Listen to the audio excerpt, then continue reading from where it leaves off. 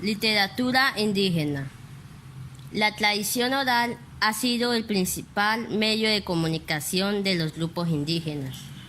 La naturaleza es el principal tema por el cual los indígenas muestran admiración y respeto.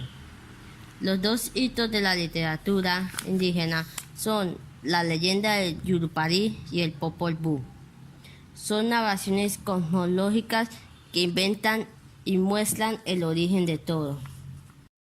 La literatura de la conquista. La literatura de la conquista empezó con la llegada de Cristóbal Colón a América. Algo muy representativo de esta época fueron las crónicas de Indias. Las crónicas eran compilaciones de narraciones históricas contadas desde el ojo del español. Crónicas fueron contadas por soldados, funcionarios, clérigos y misioneros que llegaron en la conquista. El que escribió la primera crónica fue Cristóbal Colón, con su obra Diario de a bordo. Otro personaje importante también fue Fray Bartolomé de las Casas, con su obra Descripción de las Indias. Otra obra importante es de Elegías de varones ilustres de Indias, cuyo autor es Juan de Castellanos. Es un poema épico escrito a finales del siglo XVI. Literatura de la colonia. Esta época se caracterizó por la esclavitud. Las aldeas se convirtieron en ciudades florecientes. Una de las obras más representativas de la colonia fue El Carnero.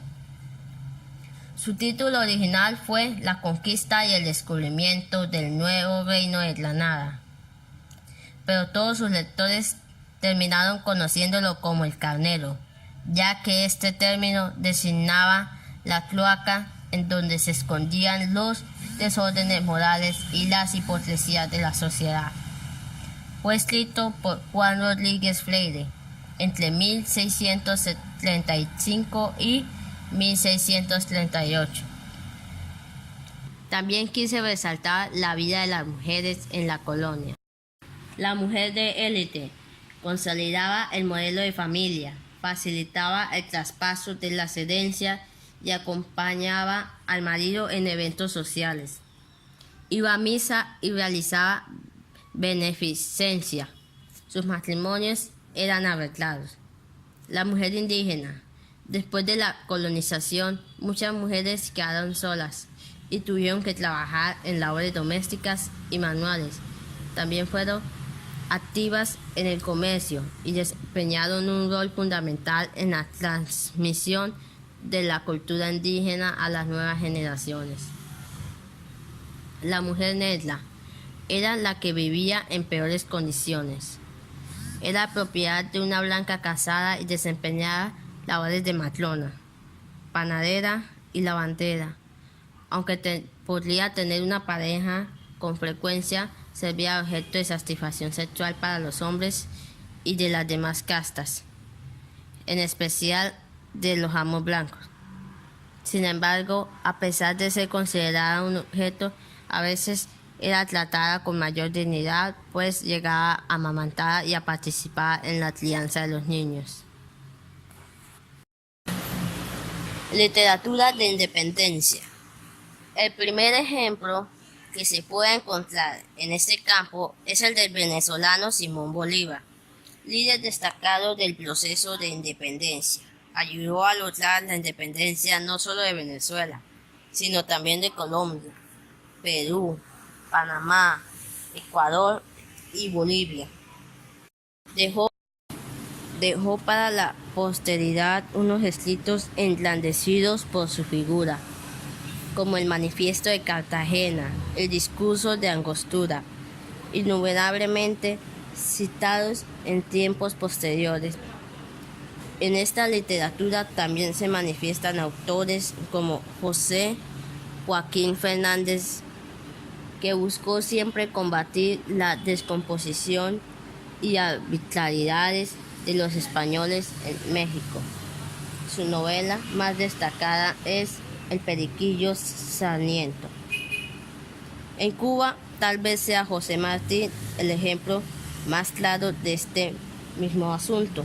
Político, pensador, a favor de la independencia. No solo fundó el Partido Revolucionario Cubano, sino que contribuyó igualmente a la formación de una literatura propiamente cubana con la publicación de sus llamados versos sencillos.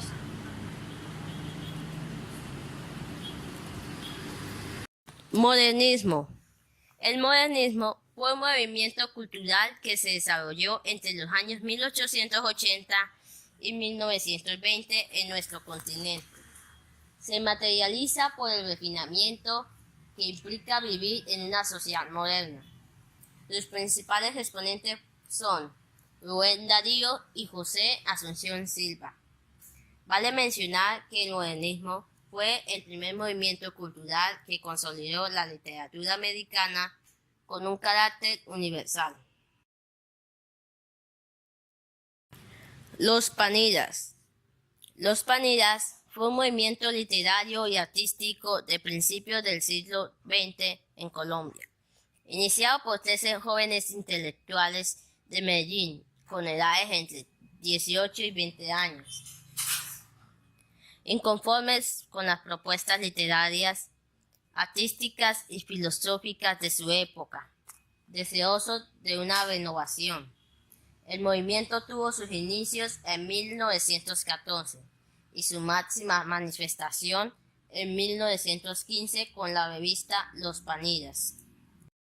Los nuevos aparecen en el panorama literario nacional como reacción contra ciertas expresiones modernistas y agrupando alrededor de la revista Los Nuevos en 1925 a distintos escritores, intelectuales y políticos, quienes participaban en las tertulias de café y en algunos aconteceres del país.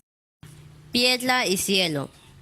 Posterior al grupo de Los Nuevos surgieron los poetas Piedra y Cielo, título tomado de un libro del poeta español Juan Ramón Jiménez, quienes a través de sus visiones estéticas y expresiones líricas polarizaron sus simpatías políticas y literarias en los años 30. El nadaísmo se constituyó en los años 60 en la más irreverente propuesta literaria contra el ambiente cultural establecido. La academia, la iglesia y la tradición colombiana, acorde con varios movimientos vanguardistas que se gestaban de forma paralela en América Latina y el mundo. Liderado por Gonzalo Arango, el nadaísmo reclutó a varios jóvenes de distintas regiones del país, quienes redactaron varios manifiestos de sus propuestas y apreciaciones del entorno. La muerte trágica de su fundador Gonzalo Arango y de varios de sus integrantes hizo que el movimiento nadaísta llegara a su fin de manera prematura, dejando su inconclusa como legado al Parnaso literario nacional. Literatura contemporánea. Esta literatura se reconoce por el contenido históricamente posmoderno. Se relaciona con la era de las computadoras, la robótica, los teléfonos móviles, la globalización, entre otros. Aparece una literatura muy importante que es la literatura para niños. Los últimos 20 años han visto un florecimiento de la escritura para niños.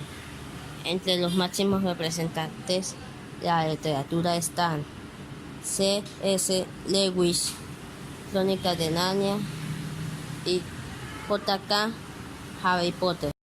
Después de 1948 aparece el escritor más importante de la historia nacional, Gabriel García Márquez, quien publicó en 1950 su primera obra, La hojarasca, la novela donde apareció por primera vez el ficticio pueblo de Macondo.